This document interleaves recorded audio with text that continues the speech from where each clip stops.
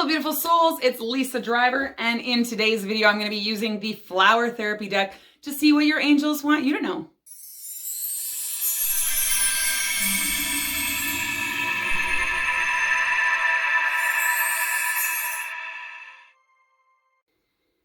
So I love using the flower therapy deck, especially in springtime, because it is such a beautiful deck full of flowers, and it really tunes you into that idea of patience. Now, something I'm writing about in my next book, You Are Enough, is the certainty of cycles. I have to really slow down when I say that. It's a bit of a tongue twister, but the certainty of death and rebirth, and nothing shows us that better than flowers, right? We plant the seed, we plant the perennial, and then it just comes up. We don't really have to do much except add a little bit of water, maybe a little bit of fertilizer, and then trust in the process, trust in the sun and in nature to do its thing. We don't go and just try and yank up the rose and be like, where's the rose? You know, we planted it yesterday. We give it time, we give it patience. And that's a big message lately, is having that grace, having that patience with yourself. They have me holding my throat chakra, just speaking your truth one day at a time and just going easy on yourself. I think it's really, really important. And it's a message I think we're gonna see in the flower therapy cards today. Now, I love the idea of flowers. I'm just a gardener. I'm an avid gardener, and it was actually going to be one of the original themes for my book. It was going to be called Weeds of Unworthiness, but we settled on You Are Enough. I don't think that's something that we women, especially us light workers, hear enough, and we constantly are doubting ourselves. We're constantly feeding that inner critic saying, well, you're too much or you're not enough. And so I'm really, really excited to share this book. It's like I said, in the editing stages. And that's allowing me to have more time to do this, which I love. So if there's a card you're drawn to, let me know in the comments. Let me know if it resonates. And of course, if you're drawn to both, well then, as always, they're going to have a resonant message. We're going to start with this guy today.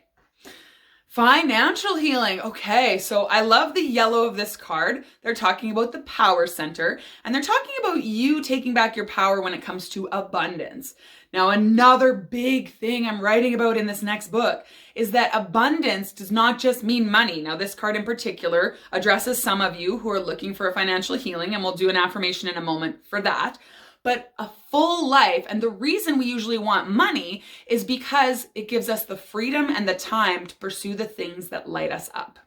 Hit me up with a yes if that resonates with you. This is what being soulful is all about. It's why I have my Soulful Sisterhood, and it's part of this next book, a huge part of it. Because there's rich people that are miserable, and there's poor people that are super happy. So yes, healing your financial mindset is important, but getting clear on the why. Why is it blocked? What would happen if you cleared that? And how would you embracing your power to manifest and to co-create with your angels and with this divine, beautiful light that's all around you and within you, how would that change your life?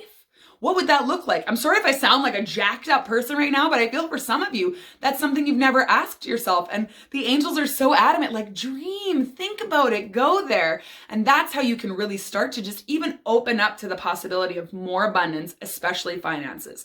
Now, affirmations, my next book's gonna have quite a few chapters on this. And I did a video a while ago called Heal Your Money Mindset, and I talked a little bit about that there. You can go check that out on my YouTube page. But affirmations are just, I am worthy of abundance. Abundance flows into my life. I am open to the richness of life, and I embrace it with an open heart. Things like that, okay? Very present, right? And very open. They keep saying open, open, open. So no surprise, my first book's opening up, but open to all the flow coming to you. Now, if you were drawn to this next card, it's tuned into that deep empathic healer in you. I really feel this message deep in my heart. They're showing me the pink, which is the heart chakra. They're really drawing me to that pink. And the words are wise soul, if you can't read it. It's that inner wisdom, that ancestral wisdom, that knowledge from eons and eons of healers and medicine women and light workers. And again, something I'm writing about in this book is healing that, healing how they were persecuted and how they couldn't necessarily be themselves, and honoring that we're here to heal that, to move forward and embrace that. And you see me like, because it can feel burdensome, and it is a little bit scary, But what the angels are saying is, we've got you, we're with you. And as you do that, you open to financial flow, you open to financial support, but you have to be your authentic self, and you have to step through that fear and be courageous to shine your light.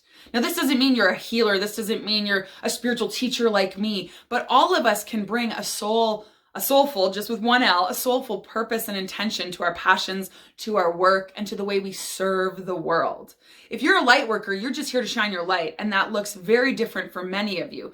How do you do that? What lights you up? How do you want to leave this world a little better than you found it? What do you want to do with that one precious life? Mary Oliver. Oh, I love it.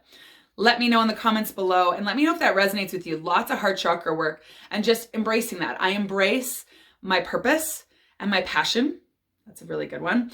I'm open to the healing going on in my heart and throughout my ancestral lineage.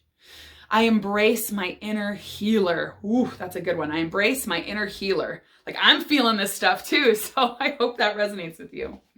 Bottom card of this flower therapy deck, uplift your thoughts.